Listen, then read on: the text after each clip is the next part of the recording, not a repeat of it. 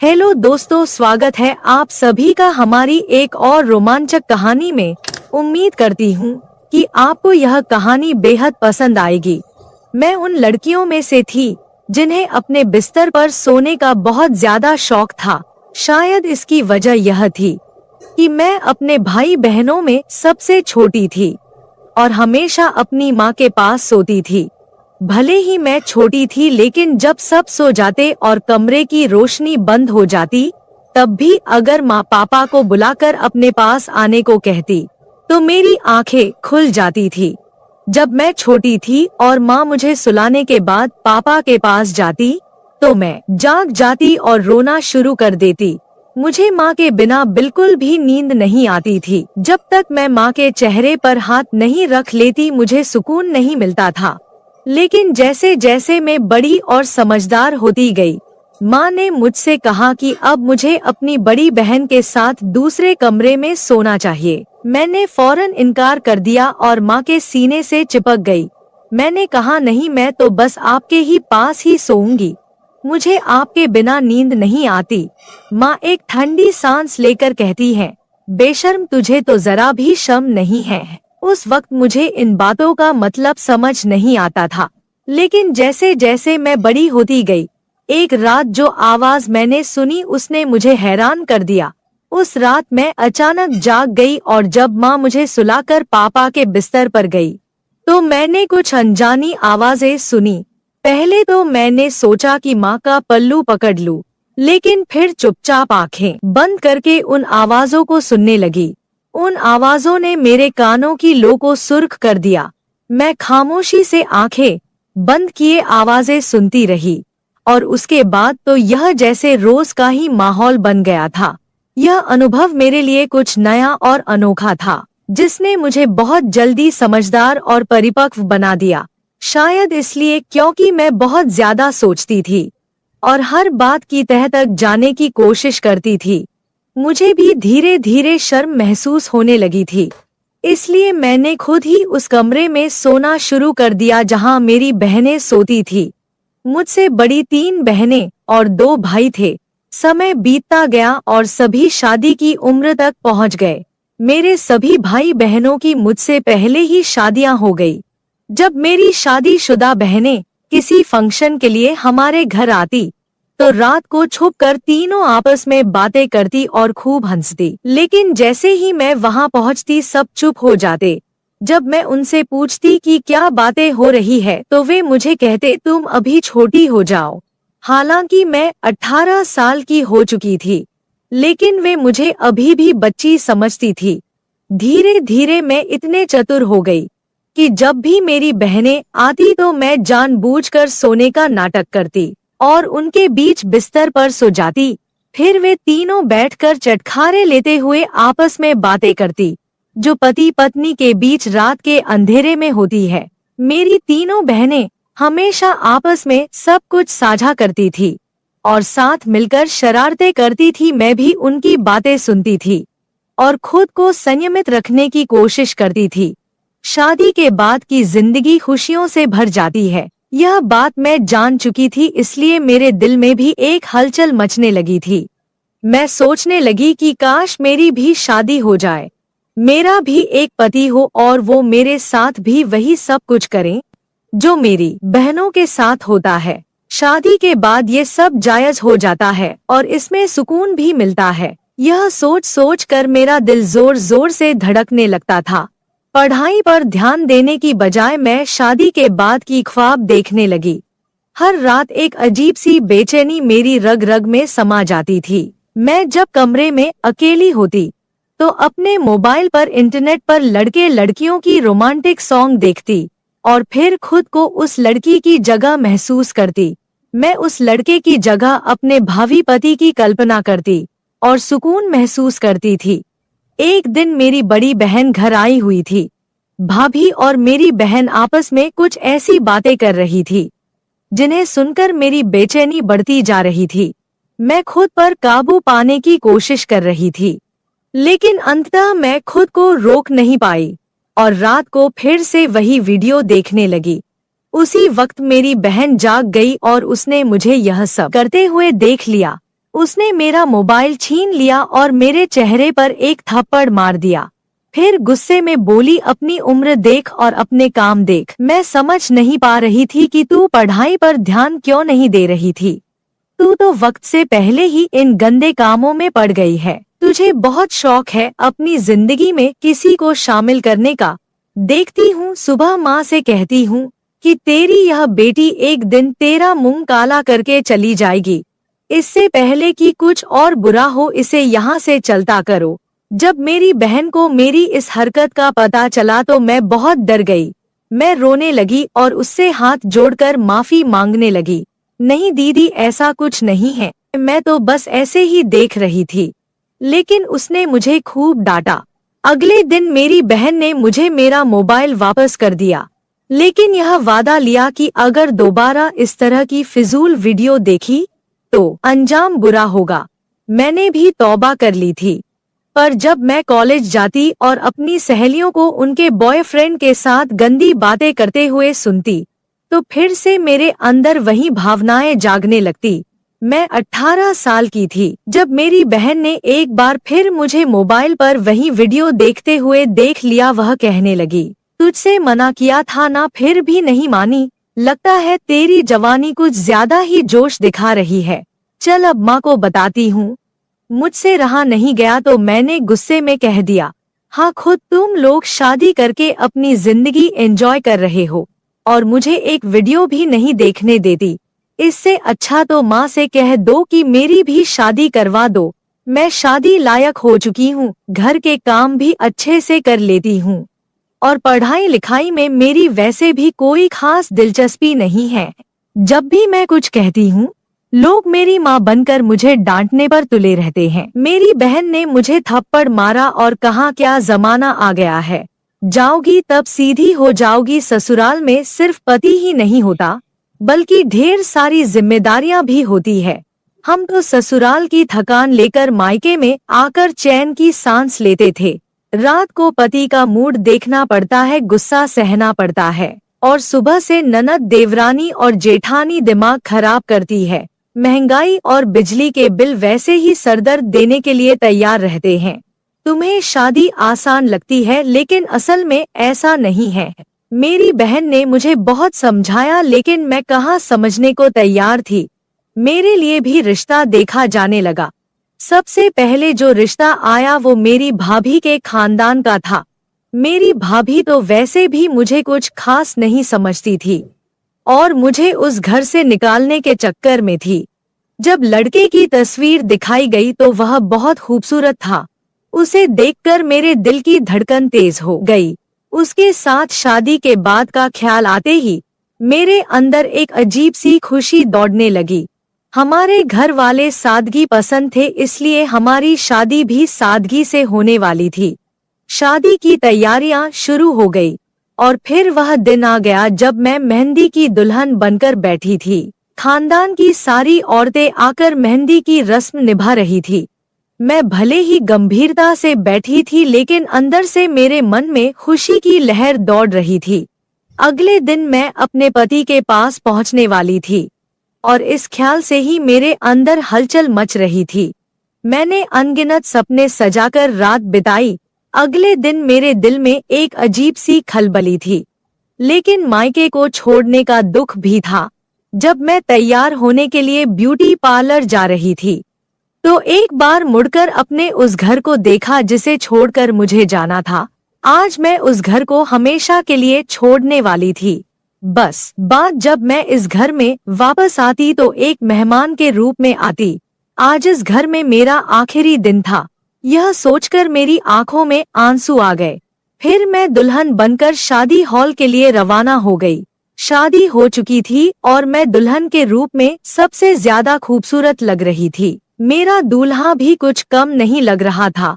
लोग हमारी जोड़ी की तुलना चांद और तारों से कर रहे थे। शादी के बाद विदाई का समय आ गया और मैं अपने ससुराल आ गई। मेरी सास बेहद खुशमिजाज और आजाद सोच रखने वाली औरत थी। उन्हें देखकर कोई नहीं कह सकता था कि वो मेरी सास है, बल्कि वह अपने बेटे की बड़ी बहन लग रही थी। उनका व्यवहार ऐसा था कि मुझे भी खुशी थी कि शादी के बाद हम दोनों सास बहू नहीं बल्कि माँ बेटी बनकर रहेंगे। जब मैं रुखसत होकर अपने ससुराल पहुंची तो मेरी सास ने साड़ी पहनी हुई थी और बाल खुले हुए थे। वो वाकई माँ कम और बड़ी बहन ज्यादा लग रही थी। उन्होंने ने ही मुझे आकर कमरे में बैठाया। जब मैं बेड पर बैठी तो मेरी सास पास आकर बैठ गई। उन्होंने मेरा दुपट्टा थोड़ा पीछे करके ठीक किया और मेरी तरफ देखकर कहने लगी, तुम्हें देख तो मेरा बेटा पागल हो जाएगा। तुम बहुत खूबसूरत हो और अपने पति को सही तरह से संभाल लोगी। यह सुनकर मैं शर्म से लाल हो गई। मैंने कभी सोचा भी नहीं था कि मेरी सास इस तरह की बातें कर सकती है। मैं मुस्कुराई तो वो कहने लगी, अरे बहू, मुझे बाकी सास जैसा मत समझो, मैं तुम्हारी दोस्त बनकर रहेंगी। तुम मुझसे बिना झिझक कुछ भी शेयर कर सकती हो। उनकी बातें सुनकर मेरा मन हल्का हो गया और मुझे यकीन हो गया कि हमारा रिश्ता सास बहू से बढ़कर दोस्ती का होगा। अगर सुहागरात को लेकर मुझसे कुछ पूछना चाहती हो या कोई मसला है तो बताओ, फिक्र की कोई जरूरत नहीं है। मैं तो पहले ही शर्म से पानी पानी हो चुकी थी। मैंने सोचा था कि मेरे पति बहुत रोमांटिक होंगे और मेरी सारी इच्छाएं पूरी करेंगे, लेकिन मेरी सास ने सोने पर सुहागा कर दिया। मैंने उन्हें मना किया कि ऐसी कोई बात नहीं है, मुझे कुछ नहीं पूछना। फिर भी वो मेरे पास बैठ गई और वहां धीरे से कानों में बताने लगी कि पहली रात को लड़कों को कैसे खुश किया जाता है। मैं अपने चेहरे पर हया की लाली से जाए उनकी बातें सुनती रही। कुछ देर बाद जब सासू माँ कमरे से बाहर गई तो मैंने बाहर से आवाज सुनी। सास अपने बेटे से कह रही थी, बेटा, मेरी बहू को ज्यादा तंग मत करना। अगर मुझे सुबह शिकायत मिली तो मैं अपनी बहू को 1 महीने तक अपने पास बुला लूंगी। इस पर मेरे पति चुप थे। जब वे कमरे में आए तो मैं फौरन सिर झुकाकर बैठ गई। मेरे पति मेरे सामने आकर बैठे और जैसे ही उन्होंने मेरा घूंघट उठाया तो मेरे हुस्न की तारीफें करने लगे। उनकी तारीफ सुनकर मैं शर्म से मुस्कुराती रही। फिर उन्होंने मेरा हाथ पकड़कर सोने की अंगूठी मेरी उंगली में पहना दी और हाथ सहलाने लगे। मेरे भी जज्बात बेकाबू होने लगे। आखिर वो रात आ ही गई थी जिसका मैं कब से इंतजार कर रही थी। शायद ही कोई लड़की मुझसे ज्यादा सुहागरात के लिए बेताब हुई होगी। लेकिन जैसे ही मेरे पति मेरे करीब आए, उनके फोन पर एक कॉल आ गई। ये कौन था जो हमारी रात में खलल डाल रहा था? मेरे पति उस कॉल को देखकर गंभीर हो गए। वो फोन कान से लगाकर बालकनी में चले गए और काफी देर तक बातें करते रहे। मुझे समझ नहीं आ रहा था कि वह किससे बात कर रहे हैं। मेरे मन में अजीब अजीब ख्याल आने लगे। मैं उठकर उनके पीछे गई, लेकिन तब तक वे फोन बंद कर चुके थे। मेरा पति काफी परेशान नजर आ रहा था। मैंने पूछा, क्या हुआ, सब ठीक तो है ना? उन्होंने कहा, बॉस ने मुझे एजेंट के तौर पर दिल्ली जाने को कहा है। सुबह सवेरे एक बहुत जरूरी मीटिंग थी जिसके सारे दस्तावेज मेरे पास थे। यह प्रोजेक्ट भी मैंने ही तैयार किया था। वैसे तो यह मीटिंग 1 हफ्ते बाद होने वाली थी, लेकिन जिस स्तर के साथ मीटिंग थी, उन्हें रात में ही हर हाल में मुंबई पहुंचना था। इसलिए मुझे दिल्ली के लिए निकलना पड़ेगा ताकि सुबह की मीटिंग में समय पर पहुंच सकूं। मेरे सारे अरमानों पर जैसे पानी फिर चुका था।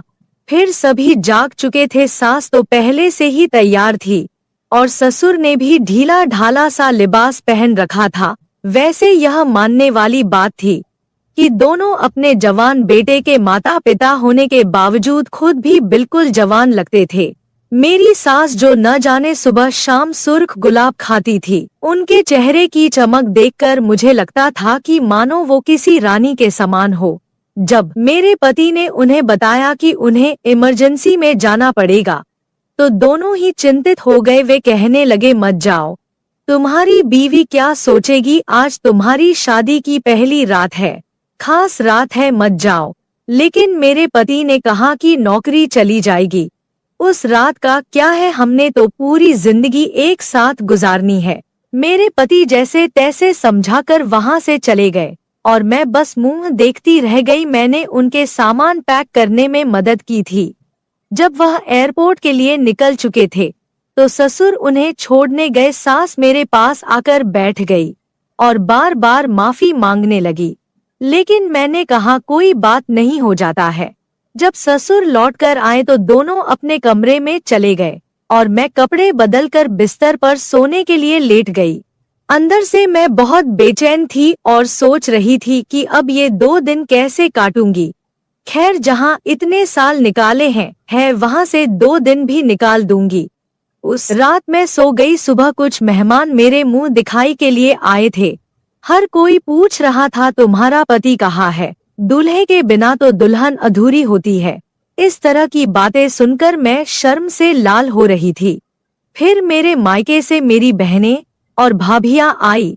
मेरी बहनें शरारत से पूछने लगी, बताओ कल रात क्या हुआ, कुछ हुआ भी या उससे पहले ही तुम्हारा पति चला गया। मैंने गहरी सांस लेकर अपने आप को संभाल लिया। मेरी बड़ी बहन मेरे पास आई और ताली बजाकर जोर से हंसी। उसने कहा, जैसे को तैसा, जितनी बेताबी तुम्हें थी, देखो तुम्हारे साथ क्या हुआ। मेरा तो बस नहीं चल रहा था, वरना अभी तुम्हारा गला दबा देती। फिलहाल 2 दिन बाद मेरे पति को वापस आना था। मुझे लगा कि ये 2 दिन पल झपकते ही गुजर जाएंगे। मैं अपनी सास के साथ काफी घुल मिल गई थी। उनके चेहरे पर इतनी चमक थी कि कई कुंवारी लड़कियां भी ऐसी चमक के लिए तरसती थी।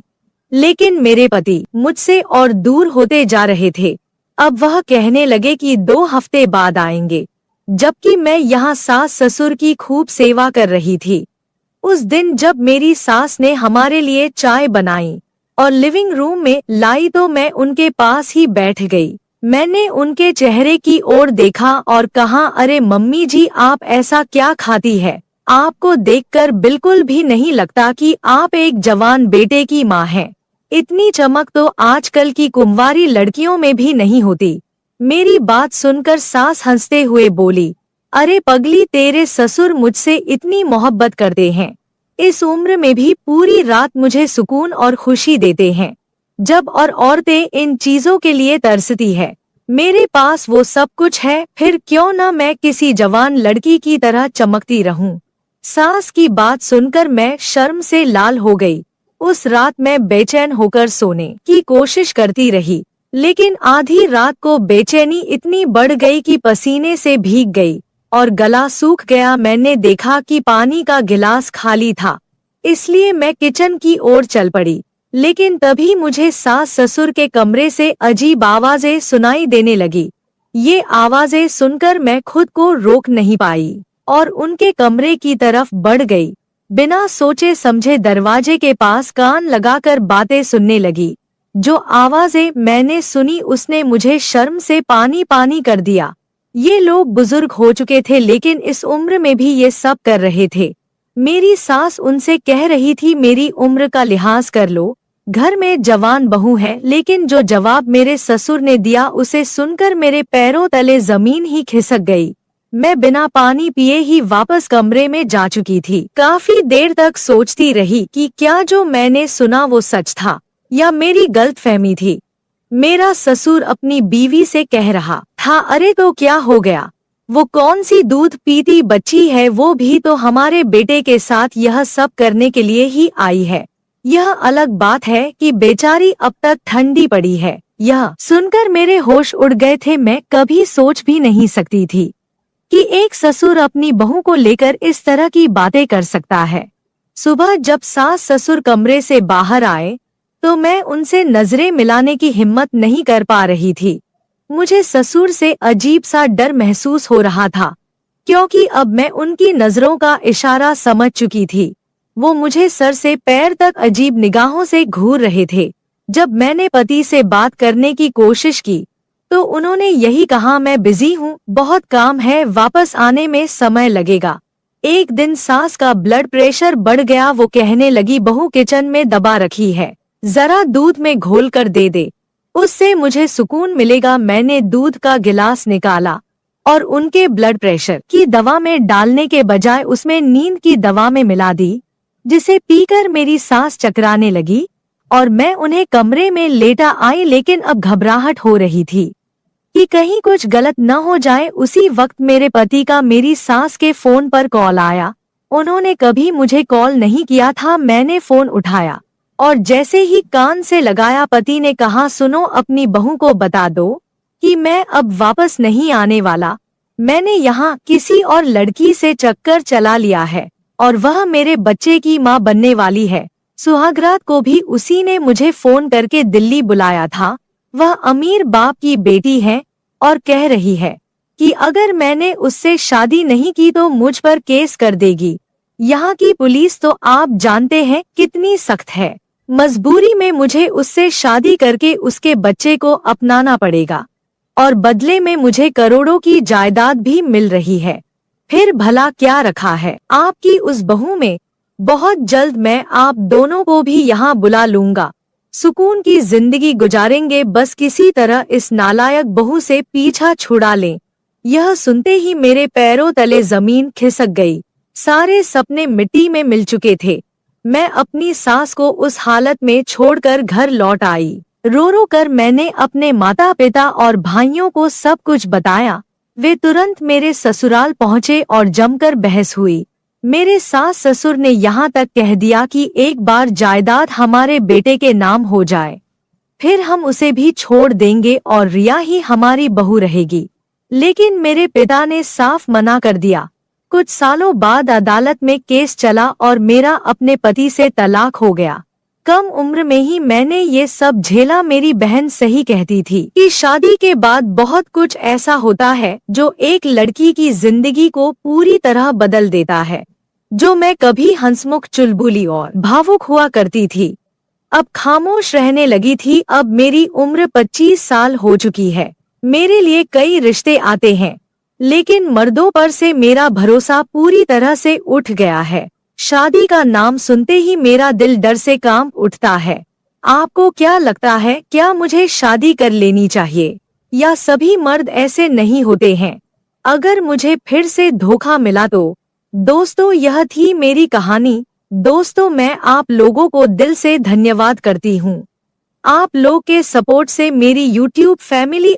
दोस्तों, ऐसे ही अपना प्यार और सपोर्ट बनाए रखें और जल्दी से जल्दी सब्सक्राइबर पूरा कर दीजिए। दोस्तों, मैं आपको एक से बढ़कर एक कहानी रोज लाती रहूंगी दोस्तों।